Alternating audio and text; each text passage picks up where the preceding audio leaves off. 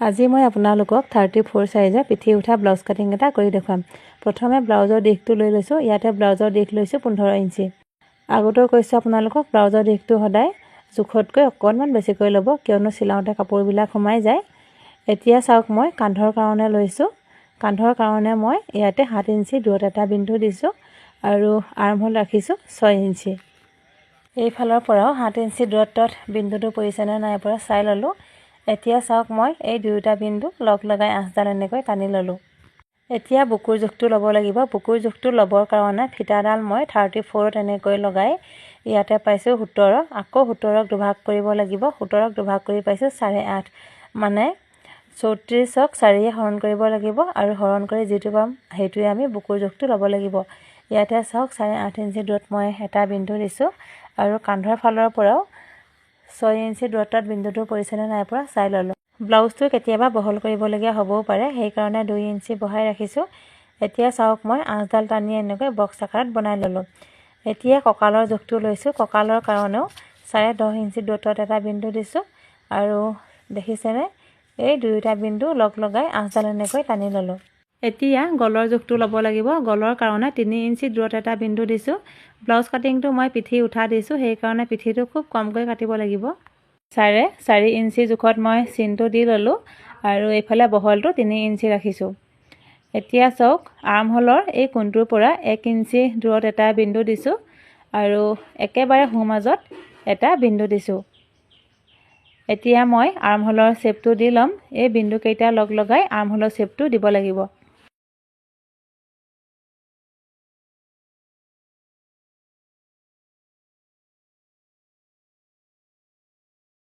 পিঠিৰ ৰাউণ্ড শেপটো দিবলৈ এই কোণটোৰ পৰা আধা ইঞ্চি দূৰত এটা বিন্দু দি ৰাউণ্ড শেপটো দি লৈছো।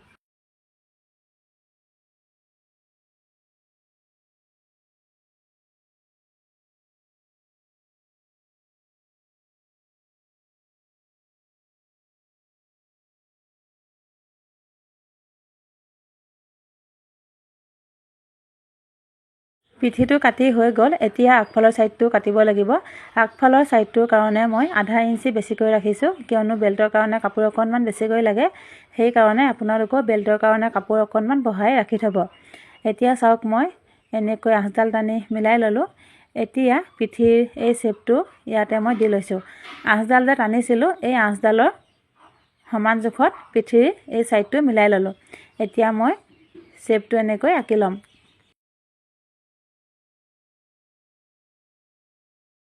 প্ৰথমে আৰ্মহোলটো মিলাই ল'ম। আৰ্মহোল আছিলে 6 ইঞ্চি। 6 ইঞ্চি দূৰত এটা বিন্দু দিছোঁ আৰু আঁচডাল টানি এনেকৈ মিলাই ল'লোঁ। এতিয়া আকৌ এই কোণটোৰ পৰা আঁচডাল টানি বক্স আকাৰত বনাই ল'লোঁ। আৰ্মহোলৰ শ্বেপটো দিবৰ কাৰণে এই কোণটোৰ পৰা আধা ইঞ্চি দূৰত এটা বিন্দু দিছোঁ আৰু আৰ্মহোলৰ শ্বেপটো এনেকৈ মিলাই ল'লোঁ।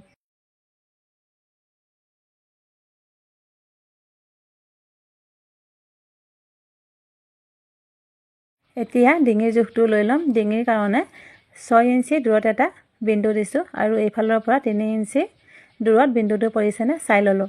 এতিয়া চাওক বিন্দুকেইটা লগ লগাই এনেকৈ বক্স আকাৰত বনাই ল'লোঁ আৰু ডিঙিৰ ৰাউণ্ড শ্বেপটো দিবলৈ এই কোণটোৰ পৰা 1 ইঞ্চি দূৰত এটা বিন্দু দিছোঁ। এতিয়া মই ডিঙিৰ ৰাউণ্ড শ্বেপটো এনেকৈ মিলাই লৈছোঁ।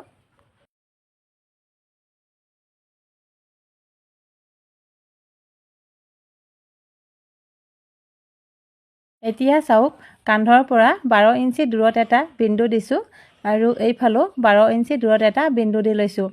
এতিয়া দুয়োটা বিন্দু লগ লগাই পোনকৈ আঁচ এডাল টানি ল'লোঁ। এইটো হৈছে বেল্টৰ পিচটো। এতিয়া বেল্টৰ শ্বেপটো দিবৰ কাৰণে এই আঁচডালৰ পৰা 1 ইঞ্চি ওপৰলৈ এটা বিন্দু দিছোঁ আৰু এইফালে 2.5 ইঞ্চি দূৰত এটা বিন্দু দিছোঁ। এতিয়া চাওক বিন্দু দুয়োটা লগ লগাই বেল্টৰ শ্বেপটো দি লৈছোঁ। এতিয়া ব্ৰা কাটটো উলিয়াই ল'ম। ব্ৰা কাটটোৰ কাৰণে মই 6 ইঞ্চি দূৰত এটা বিন্দু দিছোঁ। যদি আপোনালোকক ব্ৰা কাটটো অকণমান সৰুকৈ লাগে তেনেহ'লে 5 বা 5.5 ইঞ্চি ল'ব পাৰে। মই অকণমান ডাঙৰকৈ বিচাৰিছোঁ, সেইকাৰণে 6 ইঞ্চি ৰাখিছোঁ। এতিয়া চাওক আৰ্মহোলৰ এই কোণটোৰ পৰা 2.5 ইঞ্চি দূৰত এটা বিন্দু দিছোঁ আৰু ডিঙিৰ ফাললৈ এই কোণটোৰ পৰা 1 ইঞ্চি ওপৰলৈ এটা বিন্দু দিছোঁ। এতিয়া আটাইকেইটা বিন্দু লগ লগাই ব্ৰা কাটৰ শ্বেপটো দি ল'ম। যদি দিবলৈ অসুবিধা পায় আপোনালোকে এনেকৈ আঁচ এডাল টানিও ল'ব পাৰে। এতিয়া চাওক মই ব্ৰা কাটৰ শ্বেপটো মিলাই লৈছোঁ।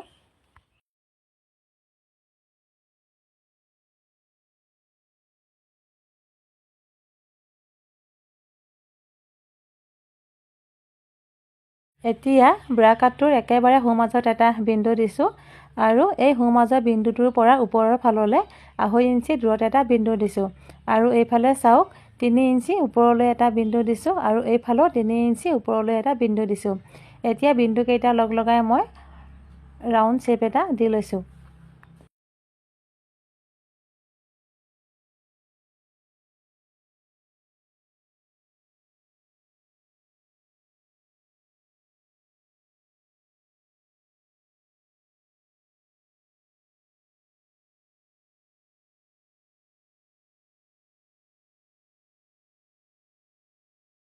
আগফালৰ ছাইডটো কাটি হোৱাৰ পাছত এতিয়া ব্ৰা কাটটো ডাঙৰকৈ কাটিব লাগিব। তাৰ কাৰণে চাওক ব্ৰা কাটটো মই এনেকৈ ভাঁজ কৰি ল'লোঁ আৰু একেবাৰে সোঁমাজতে এনেকৈ অকণমান কাটি ল'লোঁ। এতিয়া চাওক এই কাগজখনৰ ওপৰত মই ব্ৰা কাটৰ শ্বেপটো আঁকি ল'ম।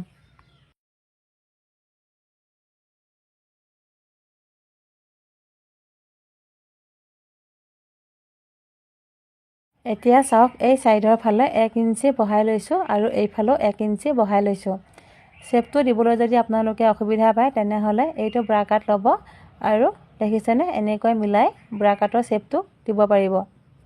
এয়া দেখিছেনে শ্বেপটো দি ল'লোঁ আৰু এইফালেও এনেকৈ মিলাই লৈ শ্বেপটো মিলাই ল'ব। হৈ গ'ল। এতিয়া ওপৰৰ ফালে 0.5 ইঞ্চি দূৰত এটা বিন্দু দি লৈছোঁ আৰু এইয়া শ্বেপটো এনেকৈ মিলাই ল'লোঁ। চাওক এনেকৈ আঁচডাল টানি ল'লোঁ। এতিয়া এই ছাইডলৈ অকণমান 0.2 মান হ'ব বহাই লৈছোঁ। এতিয়া চাওক মই ৰাউণ্ড শ্বেপটো দি ল'ম।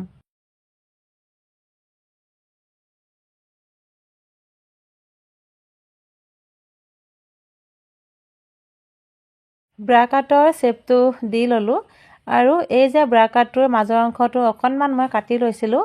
এতিয়া চাওক এই ব্ৰা কাটটো ইয়াত এনেকৈ বহুৱাই লৈ একেবাৰে মাজত এটা বিন্দু দি লৈছোঁ আৰু তলৰ ফাললৈ 1 ইঞ্চি দূৰত এটা বিন্দু দিছোঁ। এইফালে 0.5 ইঞ্চি আৰু এইফালেও 0.5 ইঞ্চি। এতিয়া তলৰ ৰাউণ্ড শ্বেপটো মই মিলাই লৈছোঁ।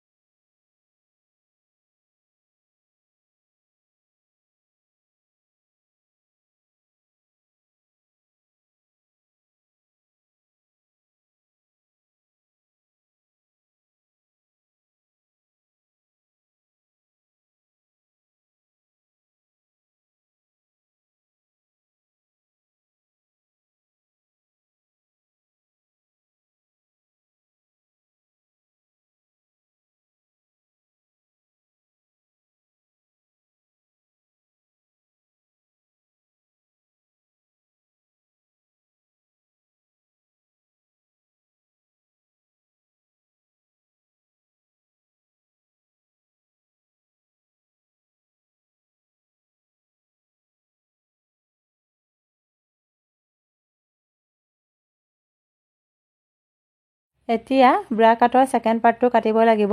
প্ৰথমে যে মই ব্ৰা কাটটো কাটি লৈছিলোঁ তাৰে ছেকেণ্ড পাৰ্টটো কাগজখনৰ ওপৰত এনেকৈ দি লৈছোঁ আৰু এইফালে 1 ইঞ্চি বহাই লৈছোঁ আৰু এইফালেও চাওক 1 ইঞ্চি বহাই লৈছোঁ। এতিয়া ওপৰৰ ফালে 3.5 ইঞ্চি বহাই ল'লোঁ, দেখিছে নহয়, আৰু এইফালেও 3.5 ইঞ্চি বহাই লৈছোঁ। এতিয়া চাওক বক্স আকাৰত এনেকৈ বনাই ল'লোঁ আৰু হুকপটিৰ ছাইডে তললৈ 1 ইঞ্চি তলত এটা বিন্দু দিছোঁ আৰু এইফালে 0.5 ইঞ্চি তলত এটা বিন্দু দিছোঁ আৰু একেবাৰে সোঁমাজত এটা বিন্দু দিছোঁ, দেখিছে নহয়। এতিয়া এই আটাইকেইটা বিন্দু লগ লগাই ব্ৰা কাটৰ ছেকেণ্ড পাৰ্টটোৰ শ্বেপটো দি ল'ম।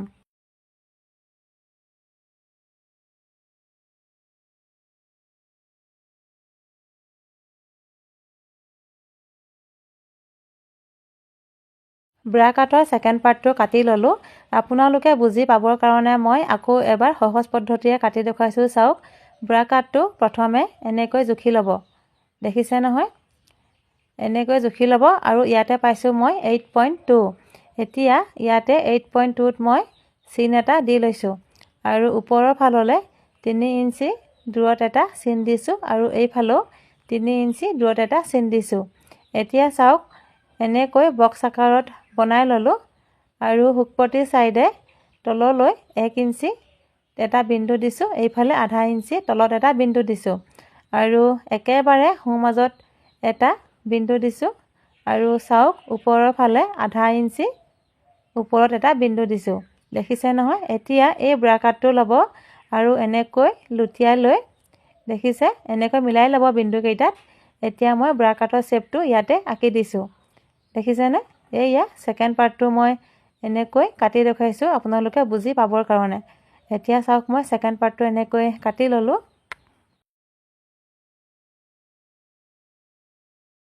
আৰু এয়া দেখিছেনে ছেকেণ্ড পাৰ্টটো এনেকৈ কাটি উলিয়াই ল'লোঁ।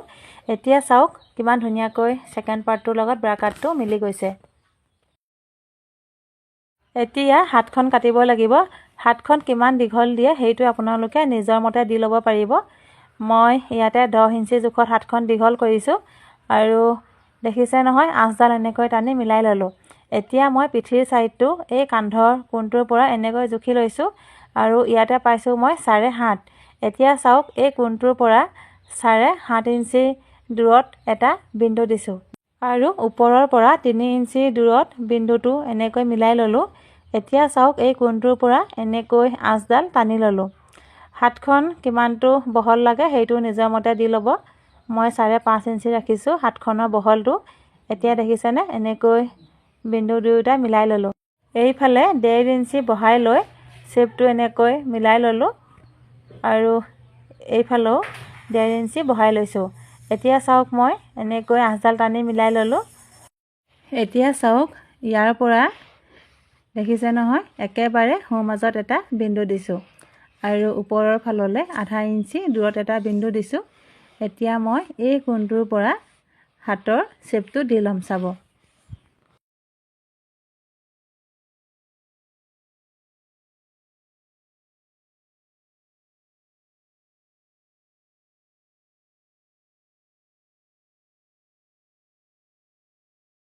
হাতখনৰ আগফালৰ ছাইডলৈ এনেকৈ অকণমান ৰাউণ্ড শ্বেপ এটা দি লৈছোঁ।